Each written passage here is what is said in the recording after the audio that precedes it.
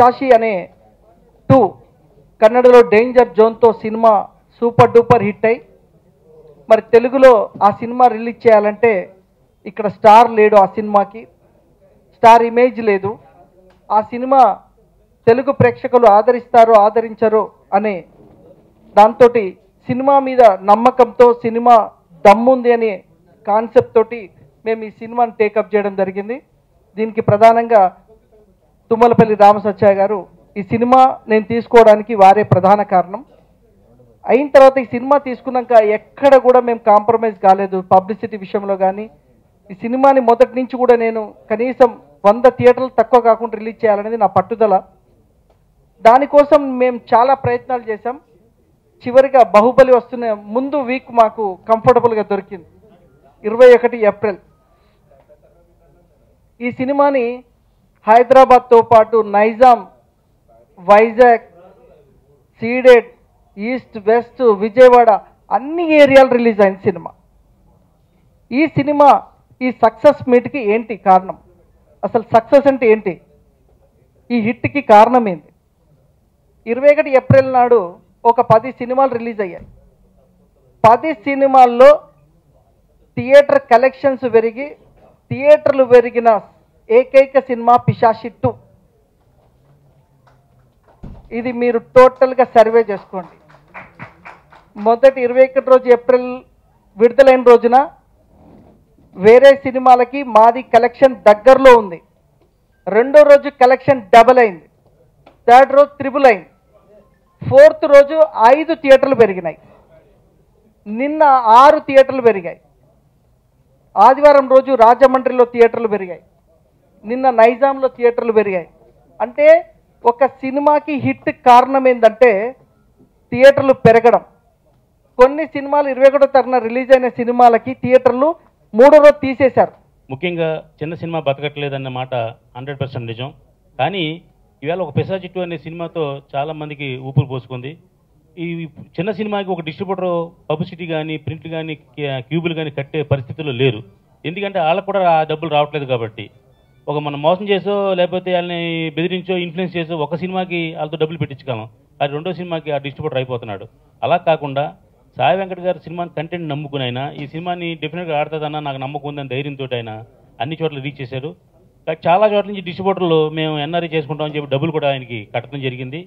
ఇక ఒక వైజాగ్ లాంటి ఏరియాలో లాస్ట్ మినిట్లో మాకు డిస్ట్రిబ్యూటర్ మిస్ అయితే బైరాగ్ గారు ముందుకు వచ్చి నేను చేస్తాను సార్ అని చెప్పేసి ఆయన ధైర్యంగా 8 సెంటర్లు పెట్టాడు. So much Sai Venkat sir who promote me a lot, and because of him I'm here. And thing is that like movie was hit successful, and I'm so much happy today.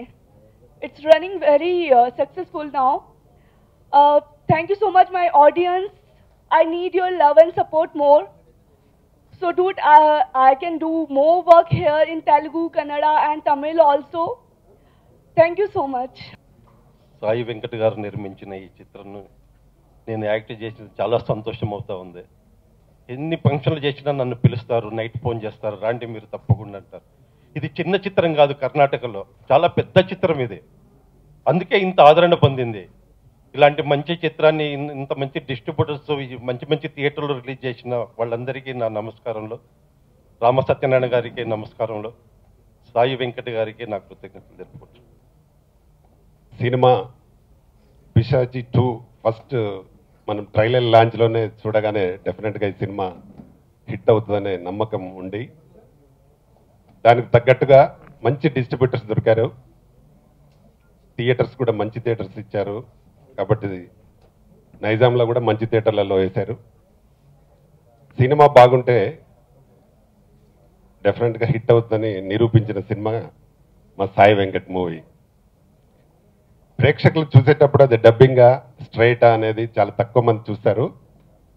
Cinema బాగుంటే ఏ భాషలో వచ్చినా ఏ భాష నుంచి dubbing అయినా డెఫినెట్గా hit chances చాలా prove చేసినాయి. అలాగే ఈ సినిమా కూడా హిట్ అయింది. ఇది ఇంకా బాహుబలిని తట్టుకొని అంటే నెక్స్ట్ వీక్ కూడా, ఎందుకంటే ఫస్ట్ వీక్ అంతా టికెట్లు కూడా బాహుబలికి దొరికేటట్టు లేవు. కాబట్టి ఈ సినిమాని ఇలాగే కంటిన్యూ అన్ని థియేటర్లలో కంటిన్యూ చేస్తూ ఇంకొక వారం తట్టుకుంటే డెఫినెట్గా వాళ్ళు కూడా తగ్గిస్తారు థియేటర్స్. కాబట్టి మీరు కంటిన్యూ కావాలని నేను కోరుకుంటా ఉన్నాను. తృప్తి, వీళ్ళ వల్ల కదా మన సినిమా హిట్ అయింది, వీళ్ళు మనం గౌరవించుకుందాం. చాలా సంవత్సరాల తర్వాత మళ్ళీ ఇక్కడ ఈ స్టేజ్ మీద నా సొంత మనుషులు ప్రధాన రామకృష్ణ గౌడ్ గారు కానీ, తుమ్మలపల్లి సత్యనారాయణ గారు కానీ, సాయి వెంకట్ గారు కానీ, వీళ్ళందరి చేతుల మీద జరగటం అనేది మళ్ళీ కొత్తగా ఇది ప్రారంభిస్తే ఎంత బాగుంటుంది. ఎందుకంటే 100 days సినిమాలన్నీ అయిపోయినాయి. మనకి రెండో వారం ఆడితే 12 రోజు ఆడిందని చెప్పుకునే స్థితిలో ఉన్నాం ఇప్పుడు మనం. చిన్న సినిమాని బతికించవలసిన అవసరం కూడా చాలా ఉంది. ఇక్కడున్న వాళ్ళందరూ నేను చెప్పిన పేర్లన్నీ చిన్న సినిమా ప్రొడ్యూసర్లేమో కానీ చిత్తశుద్ధితో సినిమా తీసేవాడు. గుర్తుపెట్టుకోండి, సినిమా అంటే ప్రాణం. సాయి వెంకటకి కానీ, నేను ప్రేమగా పిలుచుకునే మా నాయుడు తుమ్మలపల్లి సత్యనారాయణ కానీ, పతాన్ రామకృష్ణ గౌడ్ కానీ, వీళ్ళందరి దగ్గర నేను వర్క్ చేశా.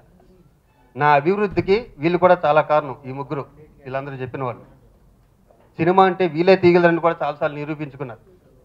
ఎంతోమంది ప్రొడ్యూసర్లు కొత్త వాళ్ళు వచ్చి వీళ్ళ దగ్గర నేర్చుకుని వాళ్ళు సంతోషంగా 2 రూపాయలు సంపాదించుకున్నారా తప్పితే వీళ్ళ దగ్గర మోసపోయిన వాళ్ళు ఇంతవరకు లేదు తెలుగు ఇండస్ట్రీలో నాకు తెలిసి. ఎందుకంటే వీళ్ళ దగ్గరగా నేను ఎన్నోసార్లు అబ్జర్వ్ చేశాను. వీళ్ళు ఎంతోమంది పాపం 10 లక్షలు తీసుకొచ్చినా కూడా వాళ్ళకి ట్యూషన్ కింద నేర్పిని అంటే ఎవరైనా కొత్త ప్రొడ్యూసర్ వస్తే రామానాయుడు గారి దగ్గరికి వెళ్ళండి, ఆయన దగ్గర చూసి నేర్చుకోండి అంట. ఆ మహానుభావుడు లేడు కాబట్టి అంత మంచి వ్యక్తులు ఇంకా ఇక్కడ ఉన్నారు. వీళ్ళని చూసి కూడా నేర్చుకోవచ్చు. సార్ పిశాచి 2కి నేను ప్రెసిడెంట్ అవగానే వచ్చింది, ఫస్ట్ అరగంటలో వచ్చింది మీ ఫంక్షన్కి. నేను ఆ రోజు అనుకున్నా ఫంక్షన్కి వెళ్ళొద్దు ప్రామిస్, ఎందుకు రోజు ఏదో ఫంక్షన్ ఉంటుంది, కార్యక్రమాలు సిల్వర్ జూబిలీ పోలేని పనులు ఉన్నాయి నెత్తి మీద, ఇంక వెళ్ళకూడదు అనుకున్నా. కానీ రామ సత్యనారాయణ గారు పిలిస్తే రాను అని చెప్పే ధైర్యం శివాజీరాజుకి లేదు. ఇది నేను ఎందుకంటే అంత ఆప్యాయతగా ఉంటుంది ఈ సాయి వెంకట గారికి అందరూ. వీళ్ళ సినిమానే కాదు, తెలుగులో ఏ సినిమా రిలీజ్ అయినా అది పగోడి సినిమా అయినా సరే హిట్ అవ్వాలని మనస్ఫూర్తి కోరుకునే వ్యక్తులు మేము. అన్ని సినిమాలు హిట్ అవ్వాలి.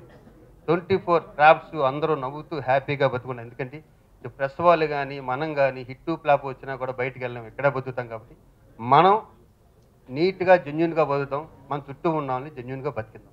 Thank you very much.